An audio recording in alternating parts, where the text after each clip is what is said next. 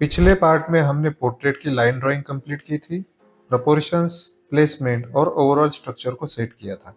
इस पार्ट 2 में हम इसी लाइन ड्राइंग पे शेडिंग स्टार्ट कर देंगे। लाइट और डार्क एरियाज को धीरे धीरे स्टेप बाय स्टेप बिल्ड करेंगे ताकि हमारे ड्राइंग में नेचुरली डेप्थ क्रिएट हो जाए। तो इस स्टेज का हमारा गोल रहेगा कि हम वैल्यूज और शेडिंग को काफी क्लीन और कंट्रोल्ड रखें, डिटेल्स में जाने से पहले। चलिए शेडिंग को स्टार्ट कर देते हैं। लास्ट पार्ट में हमने शैडो एरियाज का एक मैप बनाया था। अब इसी मैप को हमें फिल करना है। फिर से एक बार हम विलो चारकोल से स्टार्ट करेंगे। यहाँ पे एक बैकग्राउंड एलिमेंट हमें दिख रहा है जो कि काफ़ी डार्क है, उसे हम पहले ड्रॉ कर लेंगे। अब हमारा टास्क ये है कि हमें शैडो एरियाज को मिडल वैल्यू से फिल करना है। यहाँ पे मैं वैल्यूज़ का जिक्र कर रहा हूँ और आगे भी बहुत बार करूँगा। तो सबसे पहले ये जानना इम्पोर्टेंट है कि वैल्यूज़ होते क्या है। हम जनरली जिसे शेड कहते हैं उसे आर्टिस्टिक लैंग्वेज में टोनल वैल्यूज़ कहा जाता है। वैल्यूज़ मतलब एक यूनिट होता है जो डार्कनेस और लाइटनेस को मेजर करता है। जहाँ पे मैं कहूँगा कि यहाँ पे डार्क वैल्यूज़ होनी चाहिए तो आप समझ जाइए कि यहाँ पे डार्क शेड होना चाहिए। वैल्यूज़ को अच्छे से समझने के लिए भी मैं एक डेडिकेटेड वीडियो आगे लेके आऊँगा। अगर आप वो वीडियो देखना चाहते हैं तो अभी चैनल को सब्सक्राइब कीजिए। अब मैं यहाँ पे पूरे shadow areas including the hair एक मिडल वैल्यू में कवर कर रहा हूँ। मिडल वैल्यू मतलब यहाँ पे मैं मिडल ग्रे का इस्तेमाल कर रहा हूँ। आप में से कुछ लोग सोच रहे होंगे कि हम डायरेक्टली ब्लैक से क्यों स्टार्ट नहीं कर रहे। यहाँ पे मिडल वैल्यू देने की ज़रूरत ही क्या है। क्यों ना हम डार्केस्ट पेंसिल लेके जहाँ पे सबसे ज़्यादा ब्लैक है उसे पहले इस्टेब्लिश करें। जब भी हम किसी आर्टवर्क में डार्क वैल्यूज़ बिल्ड करते हैं तो उसे हमें स्टेप बाय स्टेप बिल्ड करना होता है, स्पेशली ड्राई मीडियम्स में जैसे कि चारकोल, पेस्टल या फिर ग्राफाइट। जब आप डार्क वैल्यूज़ को स्टेप बाय स्टेप बिल्ड करते हो तो उसकी रिचनेस काफ़ी बढ़ जाती है। इसलिए हम शुरुआत मिडल से करेंगे और डार्क एरियाज को धीरे धीरे और डार्क करते जाएंगे। यहाँ पे मैं विलो का इस्तेमाल कर रहा हूँ क्योंकि मैं इसे हल्के से रब करूँगा ताकि मुझे एक मिडल वैल्यू मिल जाए। इसकी जगह आप सॉफ्ट चारकोल का भी इस्तेमाल कर सकते हो। हमने लास्ट पार्ट में जो शैडो मैप बनाया था वो यहाँ पे हमें काफ़ी मदद दे रहा है। यहाँ पे हम शेडिंग में बिल्कुल भी कंफ्यूज नहीं हो रहे हैं। जहाँ पे हमने आउटलाइन बनाई है शैडोज़ की, बस उसी एरियाज़ को हमें फिल करते जाना है।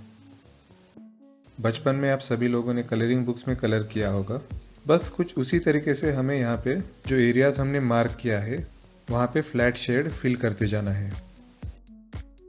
अब पेपर स्टम्प की मदद से हम विलो चारकोल को अच्छे से पेपर में स्मज करेंगे। इससे क्या होगा कि चारकोल का जो पाउडर है, पिगमेंट है, वो पेपर के ग्रेन्स में जाके बैठेगा और वाइट एरियाज को अच्छे से कवर कर लेगा। बहुत सारे बिगिनर्स शेडिंग के प्रोसेस में काफ़ी कंफ्यूज हो जाते हैं कि स्टार्ट कहाँ से करें और एंड कहाँ पे करें। अगर आप ये मेथड फॉलो करते हो तो कन्फ्यूजन आपका ख़त्म हो जाता है। अगर आप इस मेथड से कंटिन्यूसली प्रैक्टिस करते जाते हो तो आपका वर्क फ्लो काफ़ी स्मूथ हो जाएगा।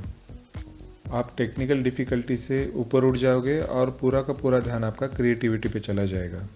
जब आपके टेक्निकल डाउट सॉल्व होते हैं तभी आप क्रिएटिविटी पे ध्यान दे पाते हो, और जब आप क्रिएटिविटी पे ध्यान देते हो तब आपका पोर्ट्रेट काफ़ी सुंदर बन जाता है।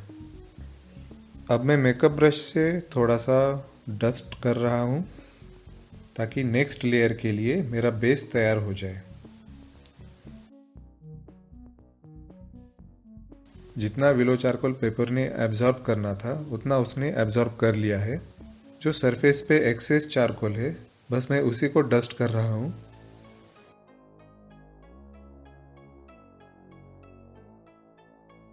यहाँ पे मैंने मेकअप ब्लेंडर यूज़ करना स्टार्ट कर दिया है। मेकअप ब्लेंडर से चारकोल और स्मूथली और इवनली स्प्रेड हो जाता है। और इसी मेकअप ब्लेंडर से आप देख पा रहे होगे कि मैं मीडियम वैल्यूज़ को भी फिल कर रहा हूँ। जहाँ पे मीडियम वैल्यूज़ है वहाँ पे मैं इसको अप्लाई कर रहा हूँ। उसी के साथ साथ एक्सेस चारकोल भी रिमूव कर रहा हूँ।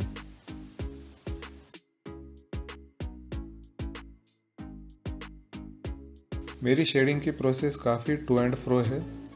मैं डार्क वैल्यूज़ अप्लाई करता हूँ, फिर उसे लाइट करता हूँ, फिर से एक बार डार्क वैल्यू अप्लाई करता हूँ, फिर से लाइट करता हूँ, और इस प्रोसेस को बार बार रिपीट करते जाता हूँ जब तक मुझे डिज़ायर्ड रिजल्ट्स नहीं मिलते हैं। डिज़ायर्ड रिजल्ट्स क्या होने चाहिए? तो रेफरेंस के साथ हमारे वैल्यूज़ अच्छे से मैच होनी चाहिए।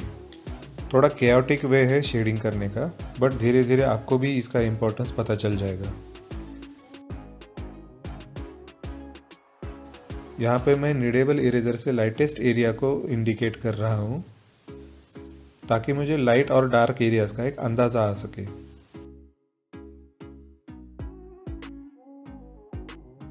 अभी भी हमने एक प्रॉपर शेडिंग या फिर जिसे टेक्निकल वे में रेंडरिंग कहा जाता है वो अभी स्टार्ट नहीं की है। हम बस डार्क, मीडियम और लाइट एरियाज को अच्छे से मार्क कर रहे हैं।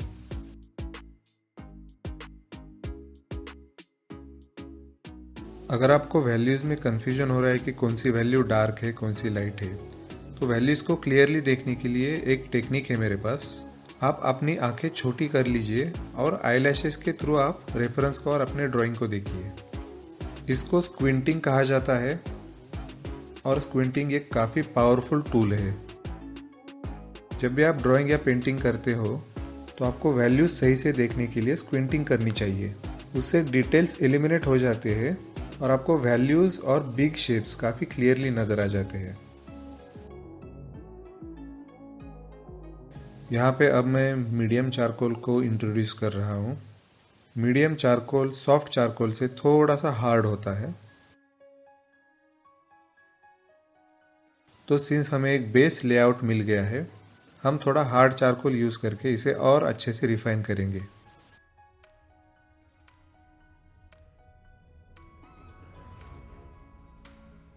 जैसे आप देख पा रहे होंगे कि मैं ड्राइंग को और एक बार अच्छे से रिफाइन कर रहा हूँ। आउटलाइंस को, जिसे टेक्निकल वे में एजेस कहा जाता है, उसको और एक्यूरेट कर रहा हूँ। आर्ट में बेसिकली 3 टाइप के एजेस होते हैं: सॉफ्ट, हार्ड और लॉस्ट एजेस। एजेस के बारे में किसी और वीडियो में बात करेंगे, बट आप ये बात समझिए कि हमारे ड्राइंग में कोई आउटलाइंस नहीं होते हैं, क्योंकि रियलिटी में किसी पर्सन के अराउंड कोई आउटलाइंस नहीं होते हैं। वहाँ पे सिर्फ शेडिंग का या फिर शेप का ट्रांजिशन होता है, जिसे हम एज कहते हैं। यहाँ पे मैं इन्हीं एजेस को अच्छे से रिफाइन कर रहा हूँ ताकि मेरी शेडिंग की प्रोसेस और ज़्यादा स्मूथ हो जाए। उसी के साथ साथ मैं हल्के से वैल्यूज़ भी एडजस्ट कर रहा हूँ। जहाँ पे लाइट एरियाज़ है उसे अच्छे से मार्क कर रहा हूँ और डार्क एरियाज़ के लिए स्पेस बना रहा हूँ। आपने नोटिस किया होगा कि लाइट एरियाज़ में मैं वैल्यूज़ फिल करने के लिए मेकअप ब्रश का यूज़ कर रहा हूँ, क्योंकि चारकोल एक काफ़ी डार्क मीडियम है। तो लाइट एरियाज़ में आपको वैल्यूज़ फिल करने के लिए या तो पेपर स्टम्प या फिर मेकअप ब्रश का यूज़ करना होता है। वहाँ पे आप डायरेक्टली चारकोल का इस्तेमाल नहीं कर सकते हो।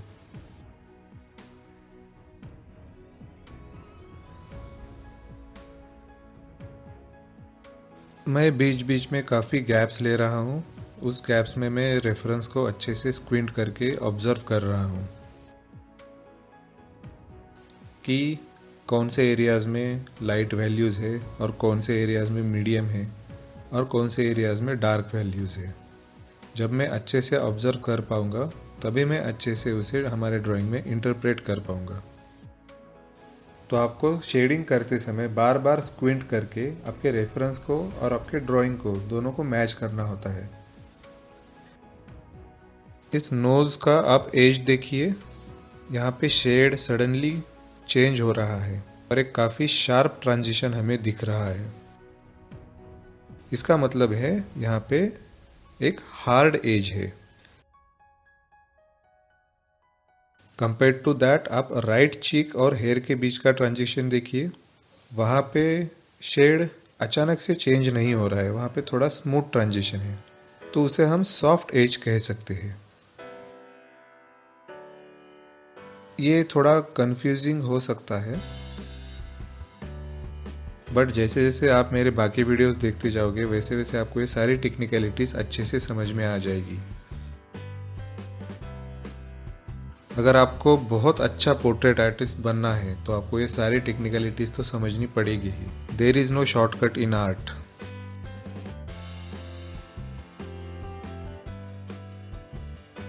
यहाँ पे मैंने स्पीड फिर से डबल कर दिया है क्योंकि प्रोसेस काफ़ी रिपीटेटिव है। बस मैं एजेस को यानी लाइंस को अच्छे से ऑब्ज़र्व करके ड्रॉ कर रहा हूँ। जहाँ पे मोटी लाइंस होनी चाहिए वहाँ पे मोटी लाइंस है, जहाँ पे पतली लाइंस होनी चाहिए वहाँ पे पतली लाइंस में ड्रॉ कर रहा हूँ।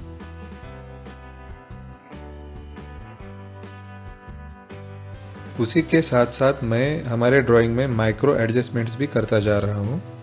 इन्हीं माइक्रो एडजस्टमेंट्स की वजह से हमारा लाइकनेस और भी निखर के आएगा। यहाँ पे मैं हार्ड चारकोल का इस्तेमाल नहीं कर रहा हूँ क्योंकि हार्ड चारकोल की लाइंस काफ़ी हार्ड होती है, उसे इरेज कर पाना थोड़ा मुश्किल होता है। Still I am drawing very light so I can easily erase my mistakes.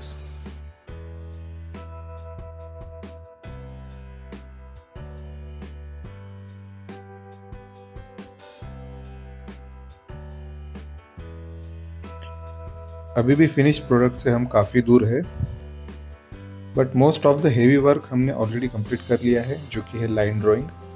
भले ही शेडिंग काफ़ी ज़्यादा टाइम लेता है, but difficulty wise definitely drawing से शेडिंग ईजी होता है। एटलीस्ट ये मेरा ओपिनियन है। फिर से ये जॉ वाला पोर्शन मैं ठीक कर रहा हूँ। पार्ट 1 से मुझे ये थोड़ा परेशान कर रहा है। जो भी एरियाज आपको सही नहीं लगते हैं तो उसे आपको करेक्ट कर लेना चाहिए। अगर किसी भी एरिया को आपने इग्नोर कर दिया तो वो एंड प्रोडक्ट में क्लियरली दिख जाता है, जिससे हमारे पोर्ट्रेट का लुक थोड़ा ख़राब हो जाता है।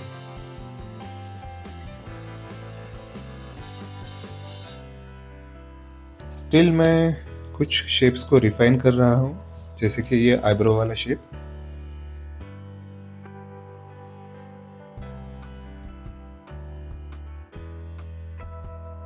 अपर आईलिड का जो फोल्ड होता है उसे भी मैं करेक्ट कर रहा हूँ।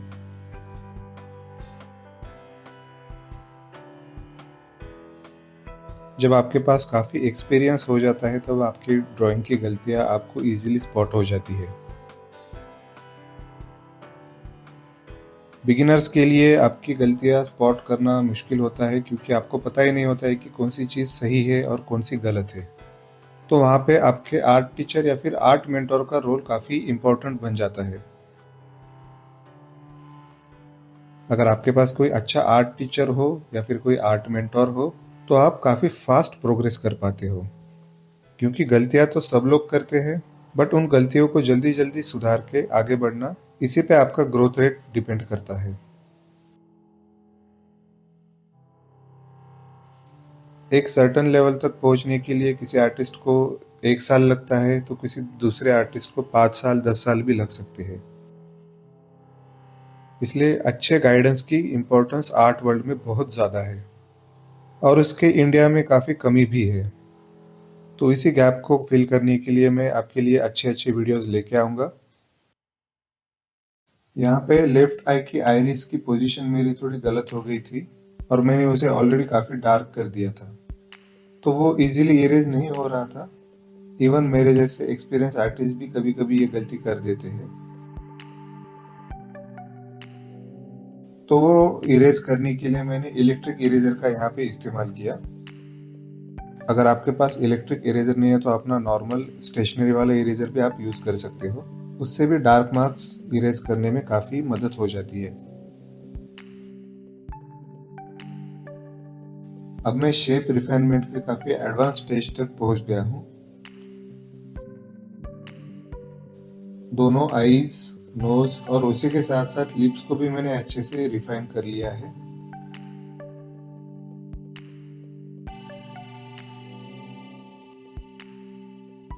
मैं यहाँ पे काफ़ी समय ले रहा हूँ ऑब्जर्व करने में और फीचर्स में करेक्शन करने में।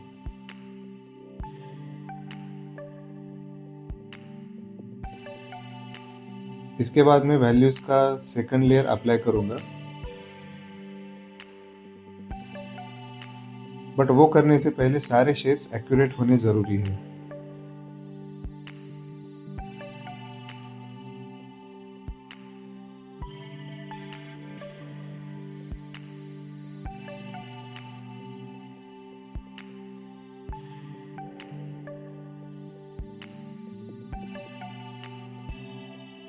यहाँ पे मैं हेयर स्टाइल का शेप ठीक कर रहा हूँ।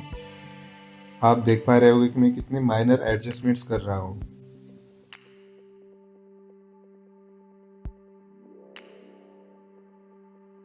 इवन इस एडवांस स्टेज में भी मैं बड़े बड़े एंगल्स को और छोटे एंगल्स में ब्रेक करते जा रहा हूँ।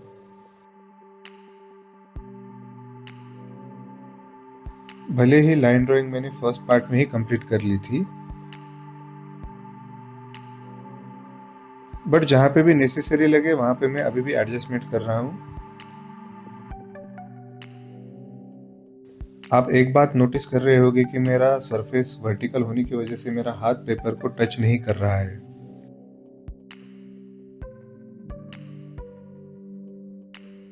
चारकोल में ये बात काफ़ी इम्पोर्टेंट है। चारकोल एक काफ़ी क्योटिक मीडियम है और वो काफ़ी इजीली आपके पेपर को गंदा कर देता है। फिर भी उसको प्रिवेंट करने के लिए मैंने ये ड्राइंग ग्लव पहने हैं। अगर आपके पास ग्लव नहीं है और आपका हाथ पेपर पे रेस्ट कर रहा है तो ड्राइंग के और हाथ के बीच में एक ब्लैंक पेपर का शीट रखिए, ताकि जो ऑलरेडी ड्राइंग बना है वो स्मज ना हो।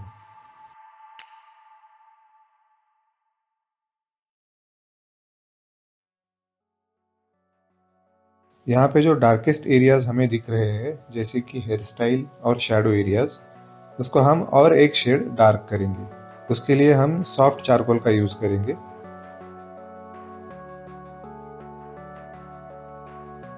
हमने second layer of dark values add करना स्टार्ट कर दिया है। बिना गड़बड़ किए आराम से हमें सारे एरियाज को अच्छे से कवर कर लेना है।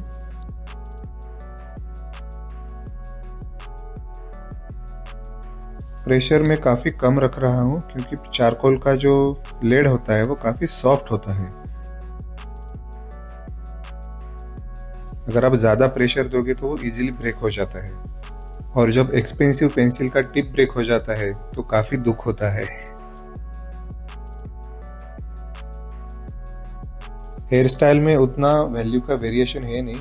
ऑलमोस्ट सारा हेयर स्टाइल एकदम पिच ब्लैक की तरह दिख रहा है। तो मैं हेयर स्टाइल को एकदम डार्क वैल्यू में फील कर रहा हूँ।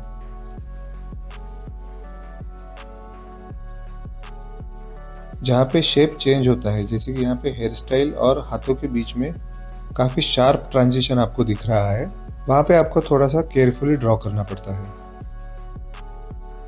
यहाँ पे हार्ड एज है तो हार्ड एज की इंटीग्रिटी हमें बरकरार रखनी है।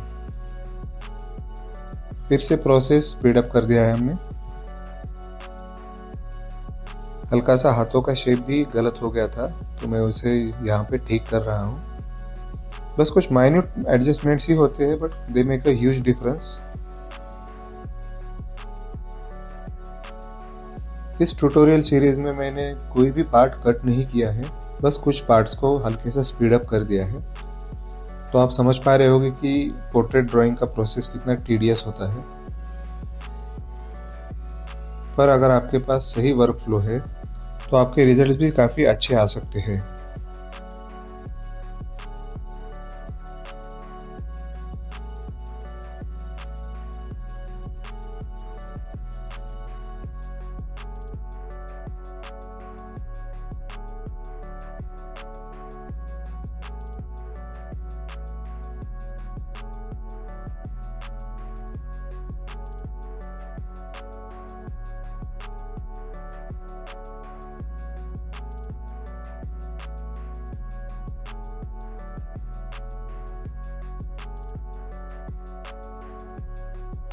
आप नोटिस कर पा रहे होंगे कि डार्क एरियाज को फिल करने के लिए मैं पेंसिल के टिप के साइड का इस्तेमाल कर रहा हूँ। पेंसिल को मैंने पेपर से ऑलमोस्ट पैरेलल रखा है और पेंसिल टिप के साइड के पार्ट का मैं इस्तेमाल कर रहा हूँ। उससे ज़्यादा एरिया कम समय में फिल हो जाता है। तो ओवरहैंड ग्रिप का ये भी एक एडवांटेज है। इसलिए प्रैक्टिस करते समय अलग अलग ग्रिप्स का इस्तेमाल करने की कोशिश कीजिए।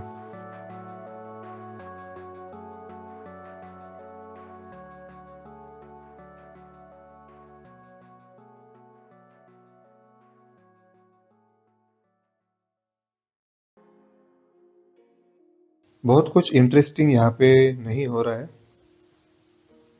बस हम काफी केयरफुली सारे डार्क एरियाज को फिल कर रहे हैं। उसी के साथ साथ हम एजेस को भी रिफाइन कर रहे हैं।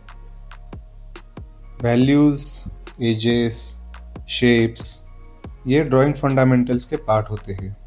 आपके ड्राइंग फंडामेंटल्स मजबूत होना काफी इम्पोर्टेंट है,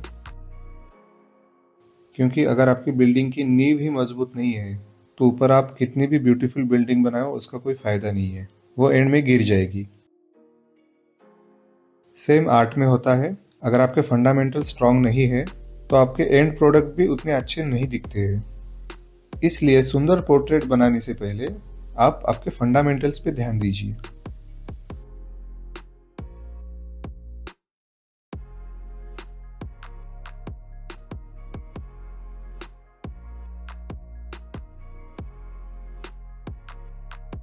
ड्राइंग फंडामेंटल्स क्या होते हैं, उसमें कौन से सब्जेक्ट्स होते हैं, उन्हें प्रैक्टिस कैसे किया जा सकता है, इसके बारे में मैं फ्यूचर में कुछ वीडियोस लेके आऊँगा।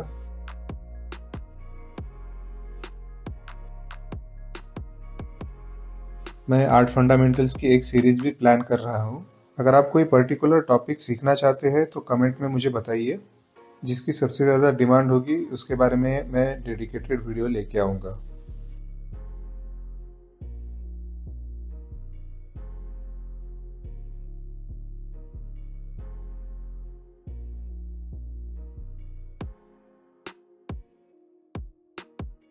उसके अलावा आपके कोई भी टेक्निकल क्वेश्चन है तो आप कमेंट में पूछ सकते हो। जितने हो सके उतने डाउट्स मैं सॉल्व करने की कोशिश करूँगा।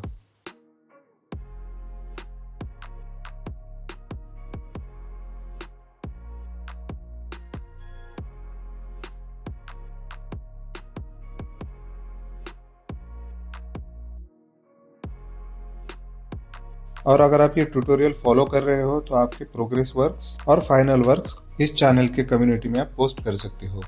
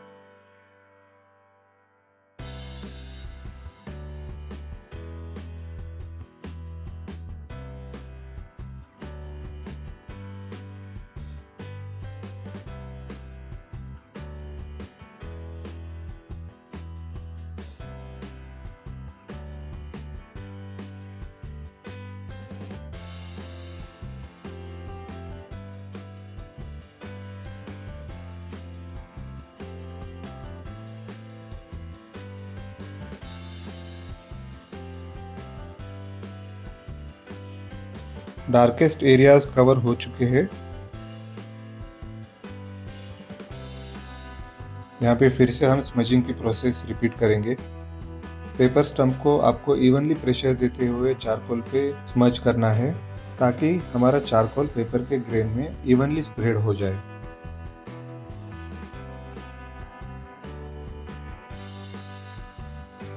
मैं पर्सनली स्मूथ और सॉफ्ट लुक मेरे पोर्ट्रेट्स में पसंद करता हूँ, इसलिए मैं स्मजिंग टूल्स का इस्तेमाल करता हूँ।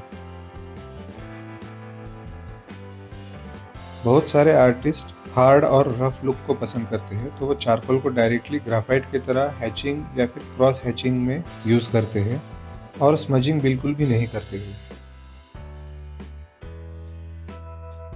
हर आर्टिस्ट का अपना अपना खुद का प्रेफरेंस होता है, खुद की स्टाइल होती है। उसके हिसाब से वो अपने टेक्निक और आर्ट वर्क को डेवलप करते चला जाता है।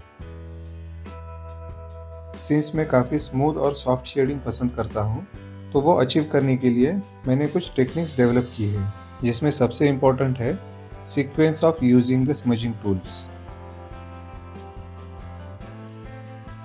आपने यहाँ पे देखा होगा कि सबसे पहले मैंने चारकोल को इवनली अप्लाई किया, उसके बाद मैंने पेपर स्टम्प को इस्तेमाल करके उस चारकोल के पिगमेंट को पेपर में अच्छे से स्मज कर दिया।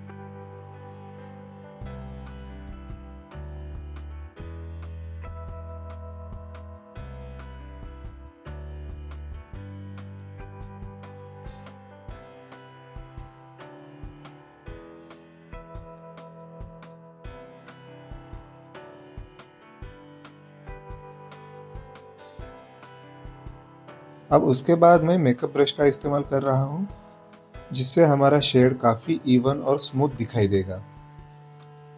यही राइट सीक्वेंस है स्मजिंग टूल्स यूज़ करने का। पहले चारकोल, उसके बाद पेपर स्टम्प और उसके बाद मेकअप ब्रश।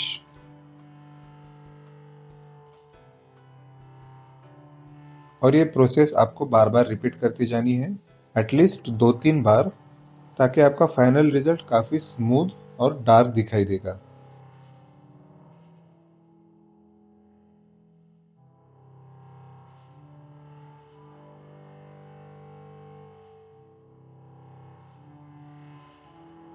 यहाँ पे हेयर स्टाइल के आउटर एजेस मुझे सॉफ्ट चाहिए, तो उसके लिए मैं मेकअप ब्रश से हेयर स्टाइल के आउटर एजेस को सॉफ्ट कर रहा हूँ।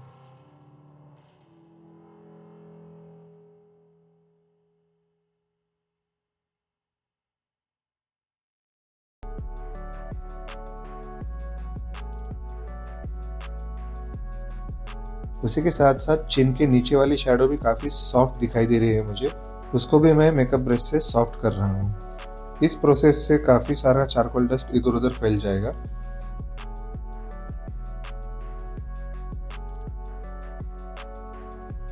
थोड़ा मेसी काम है, बट हमारे रिजल्ट्स काफ़ी शानदार होंगे।